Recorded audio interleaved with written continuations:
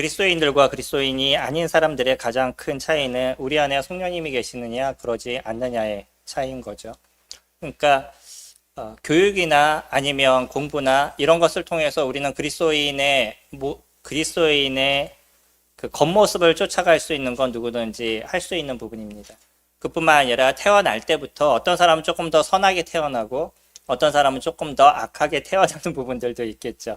뭐 성품의 차이일 수도 있겠죠. 아니면은 살아갔던 환경에 대한 차이일 수도 있고, 그래서 내 생각 자체가 조금 악한 생각이 더 많이 드러나고 이러는 사람이 있을 수도 있고, 어떤 사람들은 태어날 때부터 선한 교육을 받고 선하게 살다 보니까 그리스도인들보다도 더 선한 모습을 나타내는 경우들도 적지 않게 있습니다. 근데 그런 선한 행동을 드러내는 사람과 그리스도인의 가장 큰 차이는 뭐냐면 내면에 성령님이 계시느냐, 성령 하나님이 계시느냐, 그러지 않느냐의 차이인 거죠. 그리고 이 차이는 시간이 가면 갈수록 점점 벌어져 가는 것을 느낍니다. 그러니까 처음에는 믿지 않는 사람들이 더 착한 것 같기도 하고 그랬었는데 주님 안에 있는 사람들은 가면 갈수록 변하는 모습들이 되어져 간다는 거죠. 그리고 나서 나중에 예수 그리스도 그분이 오시게 됐을 때 진정한 변화의 모습들을 저희들이 이뤄가게 됩니다. 그래서 이 사람이 갖고 있는 착함의 어떤 정도, 이런 것을 갖고서는 이 사람이 믿었냐 믿지 않았느냐를 저희들이 얘기할 수 있는 부분은 아닌 거죠. 그러나 확실한 건 있습니다. 뭐냐면 그 안에 성령 하나님이 계시냐, 그래서 그 사람이 성령 하나님의 음성을 듣고 변화가는 인생을 살아가느냐 그러지 않느냐의 차이는 분명히 나타날 겁니다. 특히 얼마만큼 주님을 사랑하느냐에 따라 가지고서는 그 삶의 변화도 차이가 나게 돼 있어요. 우리가 진짜 주님을 사랑합니다 라고 고백을 하고 예수 그리스도의 은혜에 대해서 감사합니다 라고 고백하는 그 감사가 매일의 삶에서 넘치는 사람들은 그 삶에서의 어떤 변화들이 점점 일어나게 되는 거죠. 물론 뭐 입술로 얘기하는 사람들도 충분히 있겠죠. 맨날 사랑한다라고 얘기하는데 아내 보고 사랑한다라고 얘기하면서 아내를 위해서 수고하는 건 하나도 없어요. 앉아서 모든 걸 다 하면서 말은 사랑합니다라고 얘기하면 그것이 사랑이냐는 거죠. 그게 사랑일까요? 제가 저희 집에 고양이를 키운다고 그랬죠. 아직도 그 길고양이가 아직도 살아있습니다. 그 고양이가 살아있을 수 있는 이유가 무엇이겠어요? 아직도 챙겨주기 때문이에요. 아침에 일어나면 첫 번째 일이 제가 고양이 밥을 챙기는 게 첫 번째 일입니다. 귀찮아요. 근데도 해나갑니다. 왜 그러죠? 안쓰러우니까. 그래서 하면서도 귀찮아하면서도 별 수 없이 해요. 근데 나중에 알고 보면 이게 무엇이냐면 우리 자매가 옆에서 하는 얘기가 아이고 고양이를 너무 좋아해 라고 얘기해요. 제가 꼭 좋아해서 하는 건 아니에요. 근데 내가 챙겨주지 않으면 제가 죽는다라고 생각하니까 그냥 챙겨주는 거예요. 근데 이게 무엇이냐면 사랑이라는 겁니다. 내가 그를 사랑하기 때문에 무엇인가 움직이는 거예요. 내가 그에게 있어서 그와 같은 마음이 없다 그러면 사실 그와 같은 행동을 하지 않겠죠. 사랑은요, 그 사랑에 맞는 행동이 나타나져 가게 되어져 있는 거예요.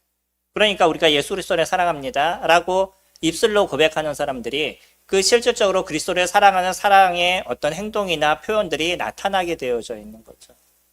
성령님이 우리 안에 내주하시고요. 성령 하나님께서 내가 안에 있다라고 얘기하시는 분들은 그 성령께서 내 안에서 말씀하시고 내 안에서 얘기하시는 이야기에 우리는 귀를 기울이게 되어져 있습니다. 물론 이런 부분에 있어서 좀 잘못 오해가 있어서 사람들이 그냥 꿈을 꿨는데 무슨 어떤 환상을 봤다든지 아니면 잠시 묵상을 했는데 어떤 생각이 난다든지 이런 걸 다 성령님의 음성이라고 생각하는 경우도 적지 않게 있어서 잘못된 행동을 하는 경우가 있죠. 성령님께서 우리 가운데 말씀하시는 건 무엇이 기반이에요? 하나님의 말씀이 기반입니다. 성경이 기반이에요. 성경을 중심으로 우리한테 얘기하시지 내 머릿속에 갑자기 나타나는 모든 생각이 성령님께서 우리 가운데 인도하심의 그 목소리가 되지 않는다는 거예요. 그러니까 저희들이 잘 알아가야 되는 건 무엇을 통해서 알아가야 되냐면 그것이 하나님의 말씀을 하나님께서 성령을 통해서 우리 가운데 이야기하시느냐, 이것이 중심이 되어야 되는 거죠. 그렇게 됐었을 때 내가 성령님을 따라서 살아가는 삶이 무엇인지를 점점점 알게 되는 거예요. 주님을 처음에 믿게 됐었을 땐 이런 것에 대한 고민이 있습니다. 내 안에서 일어나는 소리가 다 주님의 음성인가? 어떤 분은 뭐 주님께서 맨날 성령님께서 나에게 이렇게 얘기하신다라고 얘기하는데 난 한 번도 그것에 대해서 실질적으로 들어본 적이 없어요. 그러니까 무엇이 성령님의 음성인가라는 고민도 하게 되고요. 또 더 중요한 건 내 안에서 일어나는 그 생각들을 보게 되면 좋은 생각보다는 안 좋은 생각들이 더 많이 나타나요. 성령님들 어떠셔요? 내가 주님을 믿었는데 내 안에서 좋은 생각보다는 안 좋은 생각들이 더 많이 일어나죠. 어떤 성도를 보면 좋은 부분만 보여야 되는데 무엇이 먼저 보이냐면 안 좋은 부분이 더 먼저 보이는 거죠. 그러면서 고민하기 시작합니다. 내가 진짜 주님을 믿은 것인가? 내 안에 성령님이 계신 건가? 이런 어떤 고민들을 계속적으로 하게 되는 부분도 우리 가운데 발생하죠. 이런 시간들이 지나면서 나중에 진짜 내 안에 있는 성령님이 어떻게 운영하시고 내 안에서 어떻게 일하여 가시는지는 시간이 지나면서 그것을 배워가는 시간들이 되어져 가요. 우리가 주님을 믿고 나서요. 여전히 죄 가운데 빠지거나 죄로 인해서 고민하고 아니면 죄 안에서 행동했던 그런 시점들이 우리에게도 존재하죠. 우리 안에 성령님이 계심에도 불구하고요. 때로는 내가 생활하는 가운데 그런 어려움의 시간들을 통과하는 부분들이 저희들에게 있습니다. 그러면 이것이 주님을 믿은 것인가 믿지 않은 것인가 라는 고민들도 많이 하게 되죠. 제가 중고등학교를 보내면서 나름 교회에서는 착한 학생이었지만 학교에 가서는 그러지 않은 부분들도 그런 시점들도 있었습니다. 안 좋음의 모습들을 나타내고 또 그것으로 인해서 내면의 어떤 고민과 힘들어했던 겉으로는 그 내 의와 때로는 혈기로 인해서 살아가고 그러면서도 내 내면에서는 계속적으로 무엇인가 말씀하시는 네가 그렇게 살아도 돼? 네가 주님의 자녀야? 라는 끊임없는 음성 속에서 살아갔던 그런 어떤 시점들도 존재하고 있어요. 그러면서 어떤 시점이 지나고 났었을 때 내가 살아가는 삶을 정리하게 된 거죠. 해야 될 것과 하지 말아야 될 것을. 저는 여전히 중고등학교를 보내면서 내가 주님을 안 믿은 존재가 아니었다는 걸 압니다. 여전히 제가 어릴 때부터 주님을 믿는 성령님의 제 안에 계신 그런 삶을 살았어요. 그것에 대한 확신을 제가 갖는 건 뭐냐면 그 어려움의 속에서도 내 내면에서 끊임없이 그 갈등이 일어나고 있다는 거예요. 내가 하고 있는 행동의 정당성을 내 내면에서는 이야기하지 않아요. 계속 잘못된 것에 대해서 이야기를 합니다. 그러고 나면서 어느 시점에 이렇게 살아서는 안 된다는 확신을 갖고 그때부터 변화하는 시간들을 가졌었는데 중고등학교를 저희가 보내면서 학생들이 학교에서 하는 것 중에 하나가 입에다 욕을 달고 사는 거예요. 말을 하면 말의 절반이 욕인 거죠. 저도 그렇게 학생들과 있다 보니까 그래도 좀 조심하긴 해도 여전히 입에서 욕이 나오는 부분들이 적지 않게 있었어요. 어느 시점이 됐었을 때 제가 다짐한 게 있었습니다. 주님 안에서. 이거는 아닌 것 같아요. 라는 생각 속에 아주 작은 거라 할지라도 그것이 욕과 관련된 것이면 안 하겠습니다. 라는 고백을 하고 그때부터 지금까지는 거의 지켜왔던 것 같아요. 그러니까 주님이 계속 제어를 하시는 거예요. 뭔가 화가 나서 확 올라오게 됐었을 때 네가 그러지 않기로 했잖아 라는 생각을 저에게 넣어주시고요. 거기에서부터 자꾸 제동을 거는 이게 이제 성령께서 우리 가운데 해나가시는 일들인 거죠. 오늘 우리는요 성령의 소욕과 또 육체의 소욕에 대한 부분들을 같이 살펴보게 될 겁니다. 하지만 우리가 고민해야 되는 건 뭐냐면 우리가 예수 그리스도를 믿을 때 우리 안에 성령 하나님을 내주시키신다. 성령님의 인치심을 받는다라고 얘기하잖아요. 자, 찾아볼까요? 에베소서 1장 13절 말씀 보시면 저희 오늘 본문에서 뒤로 조금만 넘기시면 에베소서 1장 13절에 우리 성령님들은 아주 그 귀에 딱지가 않도록 제가 말씀을 드리고 있죠. 그 안에서 너희도 진리의 말씀 곧 너희의 구원의 복음을 듣고 그 안에서 또한 믿어 약속의 성령으로 인치심을 받았으니 라고 얘기하죠. 그 안에서라고 얘기하면 예수 그리스도 그분 아닌 거죠. 예수 그리스도 안에서 진리의 말씀을 들었어요. 그리고 또 그분 안에서 믿었어요. 그랬었을 때 하나님께서 약속의 성령님을 저희들 안에 인치셨다라고 얘기합니다. 그거는 뭐냐면 완전히 그 가운데 내주하신다는 거예요. 인이라는 건 도장인 거죠. 도장을 찍었다는 거죠. 그 우리 안에 성령님이 함께 하신다는 거예요. 이게 믿는 사람과 믿지 않는 사람의 완전한 차이인 겁니다. 그래서 성령께서 우리 안에 계심을 통해서 그분이 우리를 이끌어 가시는 시간들을 가져가는데, 그럼에도 불구하고요, 인간은 지정의가 있는 존재입니다. 인격체라고 얘기를 하죠. 그 인격체는 우리가 갖고 있는 인격과 원래 하나님이 갖고 계신 그 인격이 우리한테 넘어온 거잖아요.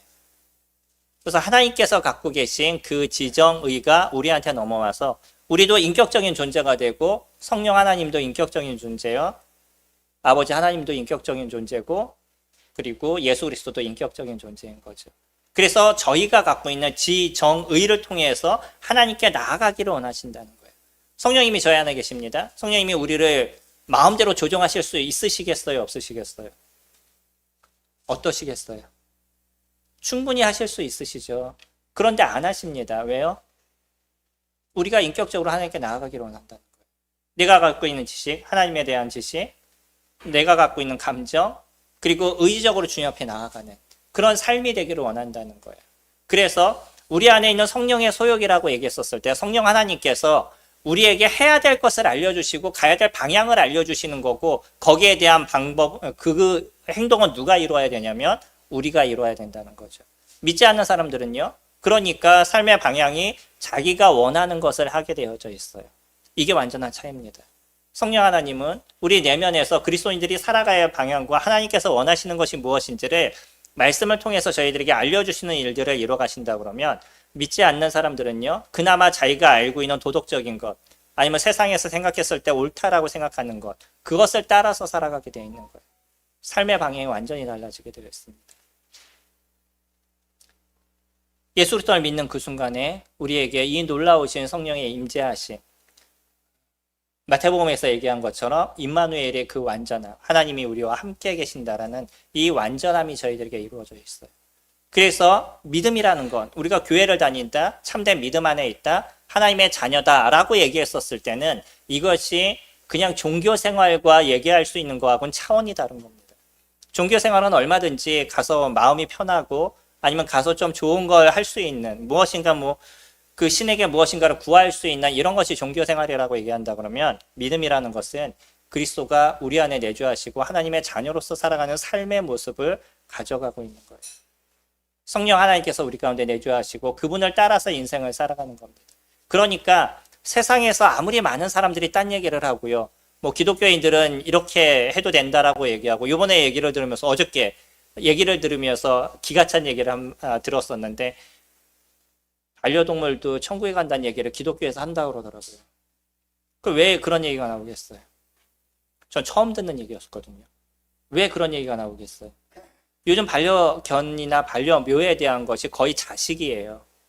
우리나라는 세계에서 없는 유일한 게 있잖아요. 개모차. 유모차인데 개를 태우고 다니는 개모차죠. 비싸기도 꽤 많이 비싸요. 예. 외국에서 보면서 이런 게 다 있나라고 얘기를 해요. 그래서 동물이 거의 무슨 격이 됐냐면 사람하고 동등하게 됐습니다. 제가 고양이를 키우기 때문에 고양이를 좋아해요. 그러긴 하지만요, 동물과 사람은 차이가 있는 거예요. 그리고 영혼은 분명히, 동물의 영혼은 소멸이 되는 것입니다. 땅 안으로 내려간다고 전도서에서 얘기를 하고 있죠. 근데 점점 사람들이 이런 강아지나 개나 이런 반려견들을 좋아하다 보니까 이제 그들도 천국에 간다라고 얘기하지 않으면 사람들이 교회를 오기 싫어한다는 거죠. 변하는 거예요, 자꾸. 교회가 자꾸 변합니다. 사람들의 마음에 따라서. 그러지 않습니다. 하나님의 말씀은요, 변하지 않는 거예요. 하나님의 말씀은 정확하게 저희들에게 얘기하시고요, 그거는 2000년, 아니 태초부터 지금까지 동등되게 이루어져 오고 있는 이야기입니다. 성령 하나님이 저희 안에 존재하시고요, 저희는 그런 성령님을 따라서 살아감을 통해서 우리들의 삶의 모습들이 무엇을 추구하는 인생을 살아가게 하느냐라고 주님께서 얘기하시죠. 오늘 본 말씀 보시면 갈라디아서 5장 16절에 내가 이르노니 너희는 성령을 따라 행하라. 그리하면 육체의 욕심을 이루지 아니하리라. 육체의 소욕은 성령을 거스리고 성령은 육체를 거스리나니 이 둘이 서로 대적하므로 너희가 원하는 것을 하지 못하게 하려 함이라. 너희가 만일 성령의 인도하시는 바가 되면 율법 아래에 있지 아니하리라. 바울은요, 지금까지 율법과 은혜에 대한 것을 계속적으로 설명했습니다. 유대인들은요, 율법을 지켜야 된다라고 얘기하고 할례를 지켜야지만 유대인이라고 얘기하고요, 믿음이 있다라고 얘기하는 거예요. 그러나 바울은요, 그런 율법과 할례에 대한 것이 우리가 하나님 나라에 가는데 하나님의 자녀가 되는 데 있어서 전혀 의미가 없다라고 얘기하고요. 오직 구원은 무엇을 통해서 이루어지냐면 믿음을 통해서, 예수 그리스도를 믿는 믿음을 통해서 이루어진다라고 갈라디아서 끊임없이 설명을 해주고 있는 거죠. 그러면서 율법 안에 있지 않는 것이 어떤 것이냐면 성령의 인도하심을 받는 삶이다라고 얘기를 해요. 그러니까 성령의 인도하심을 받지 않는 사람이라고 그러면 그 사람은 믿음 안에 있다라고 얘기하지 않는다는 거죠. 우리는 이것이 정확한 겁니다. 우리의 삶에서요, 우리가 살아가면서 성령의 인도하심을 받지 않는 인생을 살아가신다 그러면 우리는 믿음을 분명하게 고민하셔야 된다는 거예요. 우리가 성령의 이끄심을 따라서 살아가는 삶이 되어져 가지 않는다면, 그래서 우리 내면에서부터 계속적으로 성령이 얘기하시고 성령 하나님께서 저희들에게 얘기하시고 말씀하심에 대한 것들을 저희들이 기억하지 않는 인생을 살아간다 그러면, 그래서 그냥 내가 안 몇 가지의 말씀을 따라서 살아가는 모습이 된다 그러면 사실 우리 내면에 주님이 계시지 않는다는 겁니다. 성령님은요, 끊임없이 우리 가운데 얘기하셔요. 그리고 끊임없이 우리의 잘못에 대해서 건드리시고 그 문제에 대해서 바꾸게 하시는 것, 이게 성령께서 우리 가운데 해나가시는 일인 거죠. 우리 안에 두 가지가 있다라고 얘기합니다. 하나는 성령의 소욕, 하나는 육체의 소욕이다라고 얘기합니다. 아까 형제님이 얘기했던 것처럼 많은 사람들이 성령 그러는 거 제가 되게 힘들어해요. 하나님을 내 친구처럼 얘기하고 있는 거예요. 친구보다도 못한 존재인 거예요. 어떤 분이 제가 공부할 때 저하고 나이가 동일하시고 지금 일본에서 목회를 하시는데, 그분이 저한테 얘기하는 게 그런 얘기였었어요. 나는 성령님은 그 영향력 같아요 라고 얘기하더라고요. 화가 너무 났습니다. 성령 하나님이 그냥 뭔가 우리에게 도움을 주는 존재, 그러니까 우리의 삶에 어떤 영향을 조금 미치는 존재, 이런 존재로 생각하고 있는 거예요. 성령님이 그러신 분인가요? 삼위아니십니다. 하나님이신 거예요.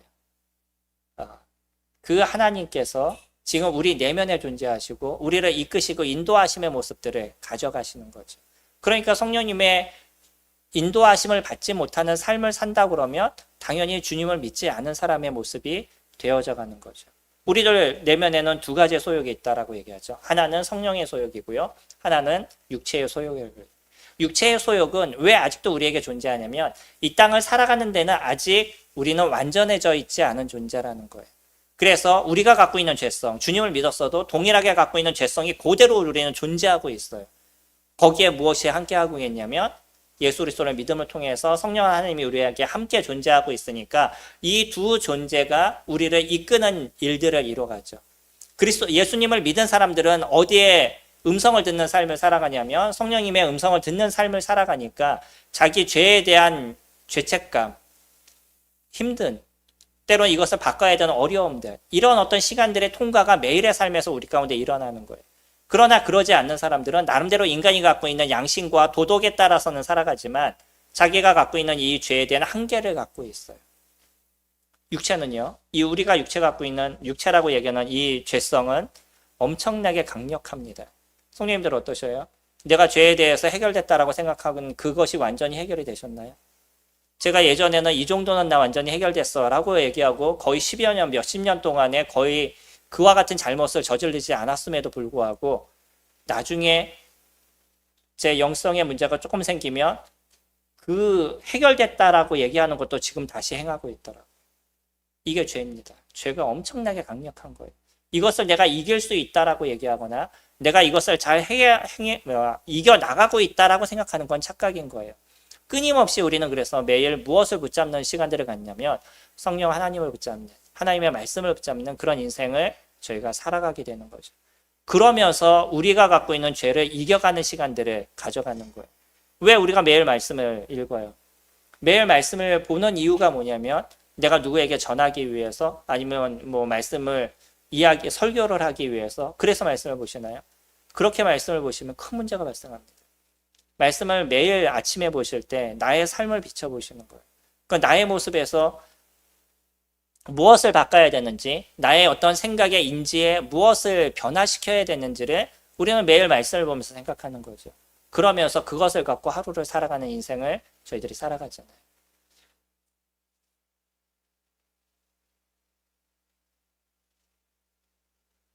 우리가 육체의 생각을 갖고 있으면 당연히 성령님께서 우리를 지배하지를 못하십니다. 그러지 않으셔요. 우리 보통 공을 찰 때 축구를 좋아하지 않으시죠? 제일 자매님들이 싫어하시는 얘기가 축구 얘기라고. 첫 번째는 군대 얘기, 두 번째는 축구 얘기. 진짜 싫은 게 군대에서 공찬 얘기. 축구를 할 때요, 방어에 대한 얘기도 제일 많이 하지만, 그러나 그 진정한 방어는 공격이라고 얘기를 해요.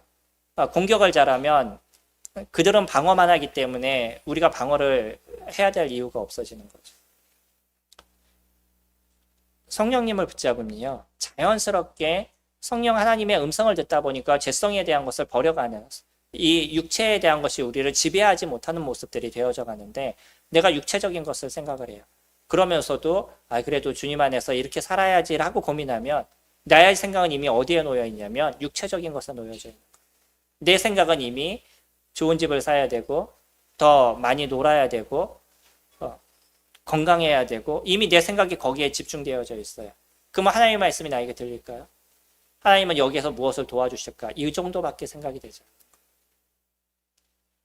하나님이 중심이 되는 게 아니라, 성령님이 중심이 되는 게 아니라 내 생활이 중심이 되고 거기에 하나님이 무엇을 도와주실까라고 생각한다고 그러면 하나님은 우리를 돕는 존재에 불과한 거죠.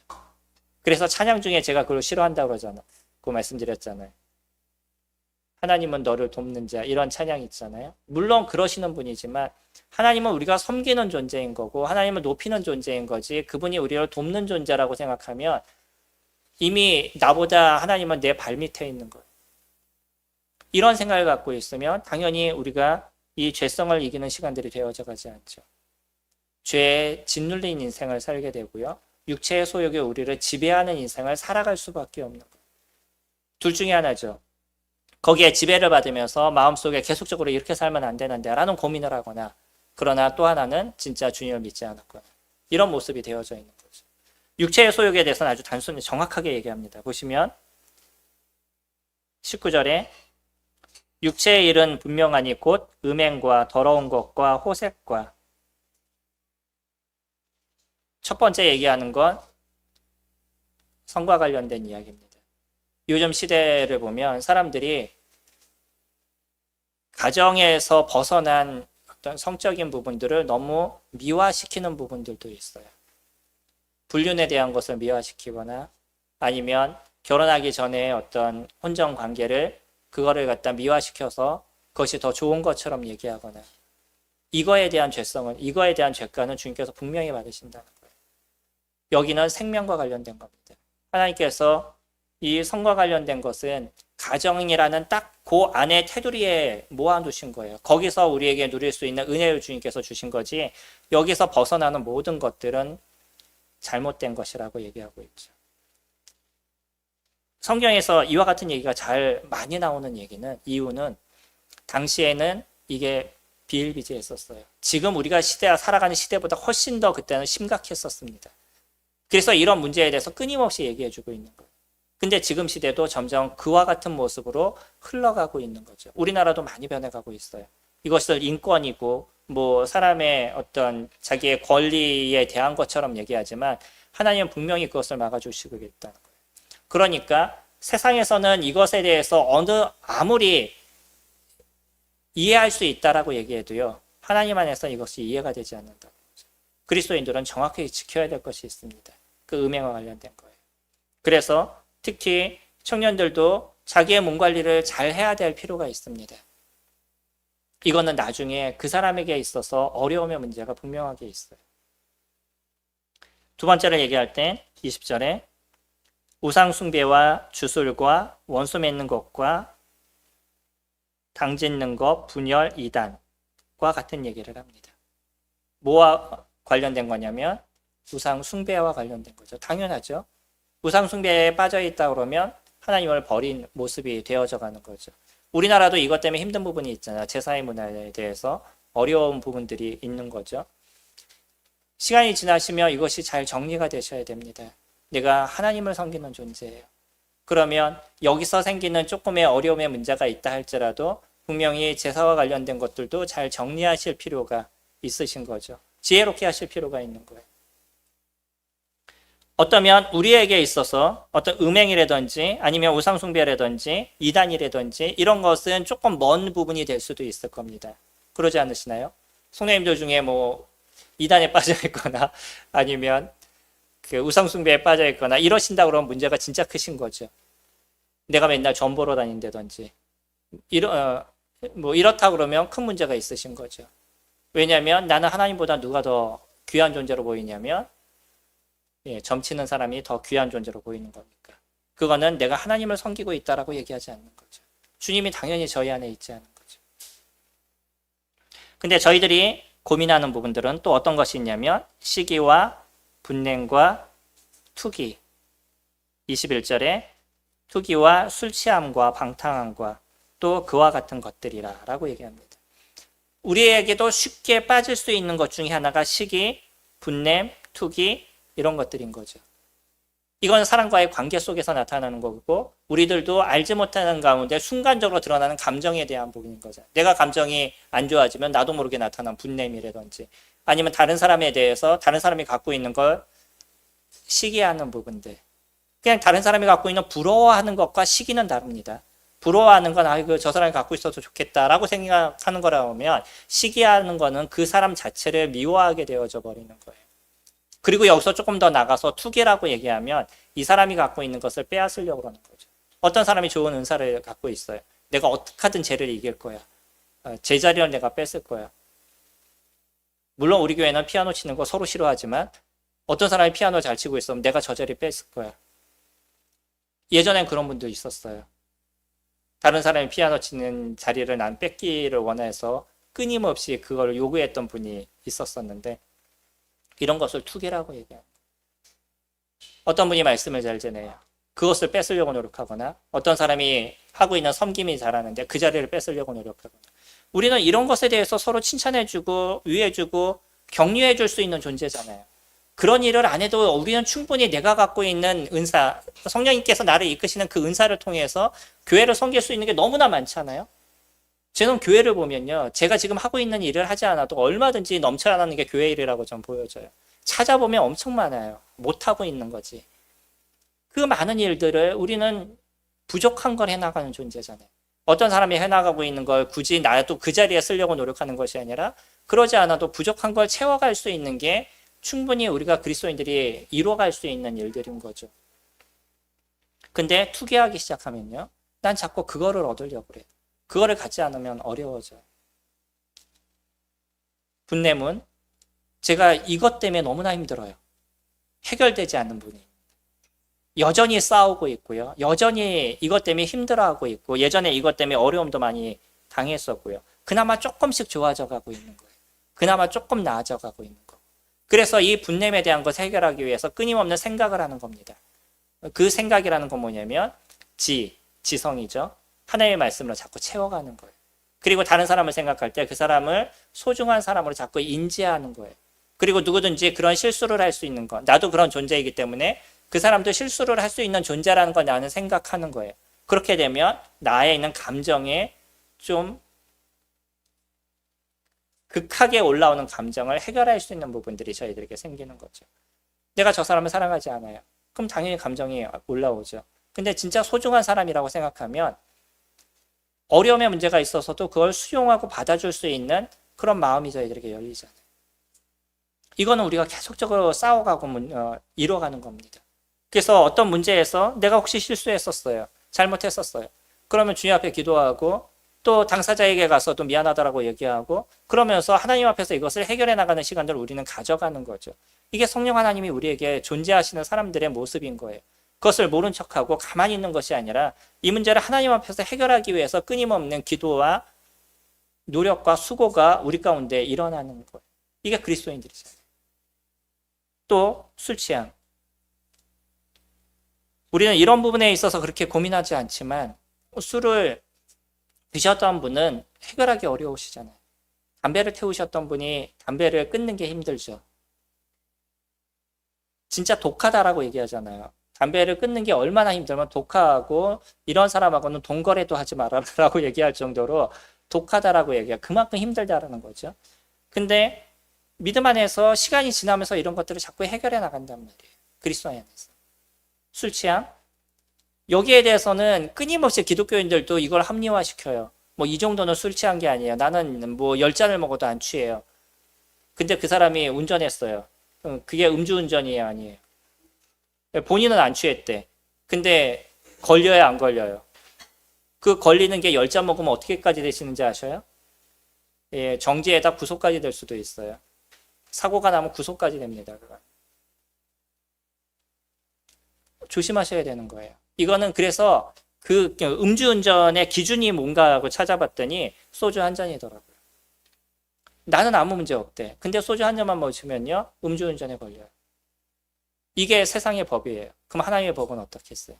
당연히 술 한 잔이 술에 취했다라고 얘기하는 거죠. 자꾸 합리화시키지 마시기 바랍니다. 이건 합리화할 수 있는 얘기가 아니에요. 기독교인들이 요즘은 다 그렇게 얘기해요. 아유, 교회 다니는 사람들 다 술 먹더라. 편하게 얘기합니다. 성경은요.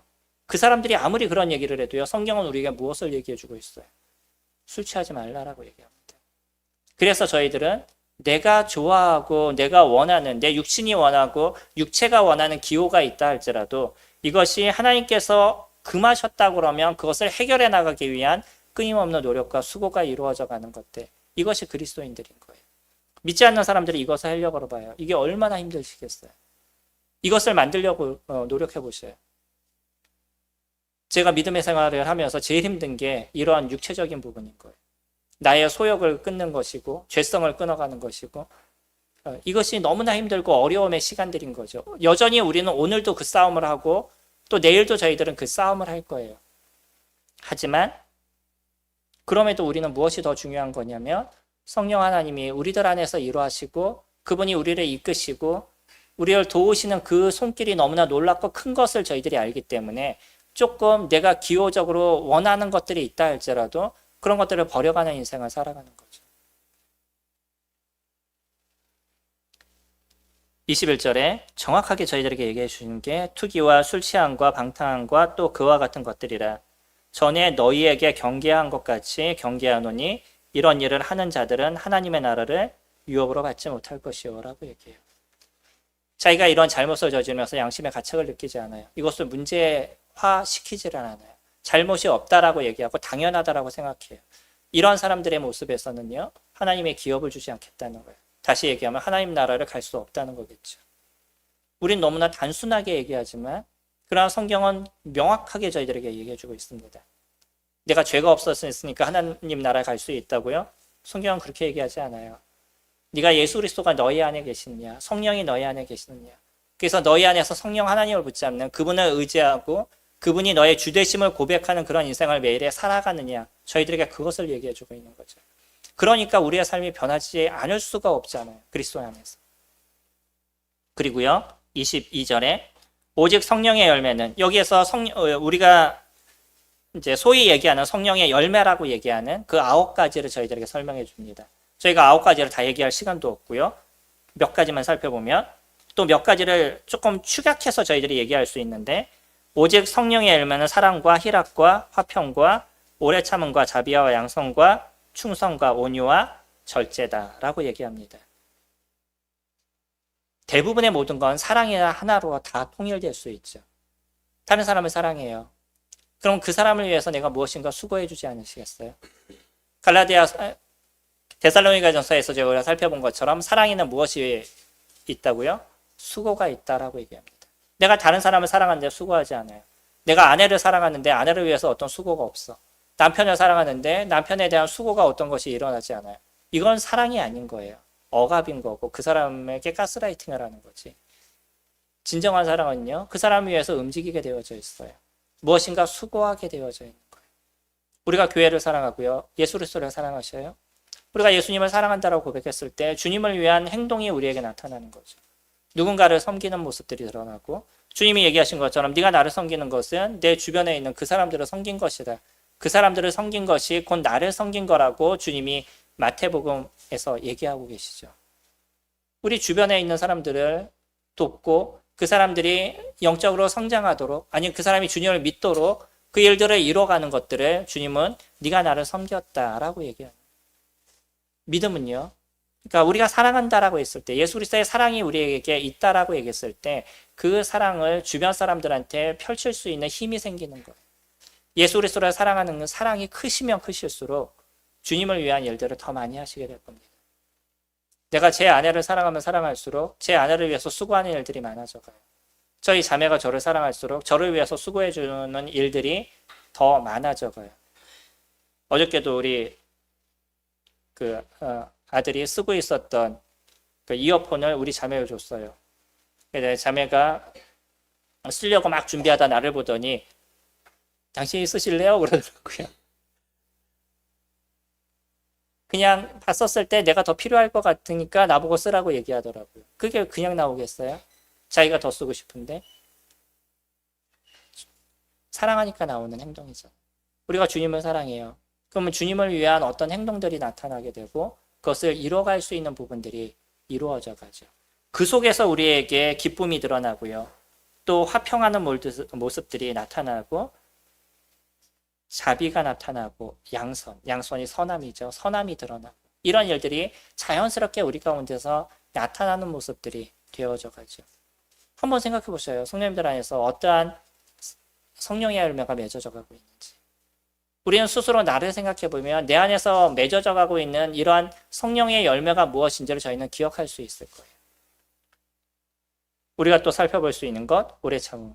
주님의 오심에 대해서 저희들이 오래 참을 뿐만 아니라 사람들에 대해서도 오래 참을 수 있는 마음이 저희들에게 있는 거죠. 힘든 사람들을 참는 것처럼 어려운 게 없잖아요. 인간관계처럼 저희가 살아가는데 힘든 게 없잖아요. 근데 그것을 참아줄 수 있어요. 왜요? 주님이 나를 사랑하셨듯이 내가 저 사람의 아픔이나 저 사람의 어려움이나 이것을 견뎌줄 수 있고 기다려줄 수 있는 마음이 저희들에게 이루어지죠. 이게 성령 하나님이 우리에게 도와주시지 않으면 이와 같은 일들이 이루어지겠냐는 거예요. 내가 다른 사람을 아무리 사랑하려고 노력해 보세요. 그것이 쉽게 이루어지는. 주님의 사랑이 나를 붙잡기 때문에 내가 그와 같은 사랑을 이루어갈 수 있는 거지. 그래서 내가 참아줄 수 있고 견뎌줄 수 있는 거지. 이 오래 참음이라는 게 상당히 힘들더라고요. 그나마 조금 배운 게 뭘로 배웠냐면 자녀들을 키우다 보니까 오래 참게 되더라고요. 예전에는 다른 사람에게 대해서 왜 이 정도도 못해? 이건 했어야지 라고 얘기하는데 저희 아이들을 키워보다 보니까 얘네들도 안 해요. 그러니 어떻게 다른 사람들한테 너는 이거를 해라 라고 얘기할 수 있겠어요. 저희 아이들도 못하는데. 그러니까 우리 아이들이 그것을 해나갈 때까지 기다려야 줘야죠. 그들이 그것을 만들어갈 때까지 참아줘야 되다 보니까 다른 성도들에 대해서도 참아줄 수 있는 마음이 조금 더 열리게 되는 거죠. 우린 그렇게 배워가는 겁니다.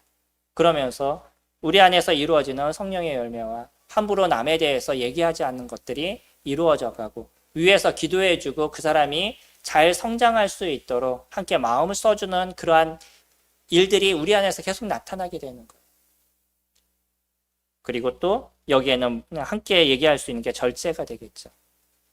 그러니까 주님이 오시는 그날까지 우리는 무엇인가를 절제해야 돼요. 해야 될 것과 하지 말아야 될 것을 구분하는 것. 그래서 잘못된 것이라고 하면 그것을 좀 참을 수 있는 절제. 시간도 절제할 수 있고 이런 절제에 대한 부분이 우리에게 나타나고요. 마지막으로 충성입니다. 주님 앞에 우리가 섬기는 데 있어서 이 섬김에 기쁨을 누리시는 거죠. 성도님들 어떠세요? 주님을 섬기는 게 기쁘시나요? 그래서 내가 이 일을 위해서 충성하기 위해서 어떻게 하든 더 나은 열매를 맺기 위해서 고민하고 생각하시는 부분들을 가지셔요. 내가 갖고 있는 은사가 거기에 대한 열매가 맺어지셔야죠. 내가 주님이 나에게 그런 은사를 주셨다 그러면 그 은사에 대한 결과들이 나타나야 되죠. 그럼 이것을 나타나기 위해서 우리는 계속적으로 고민하고 생각하고 어떻게 하면 좀 더 좋아질 수 있을지에 대해서 일을 이뤄가고 때로는 실패하지만 다시 더 좋은 방법이 무엇인지에 대해서 찾아가고 이와 같은 삶을 살아가잖아요.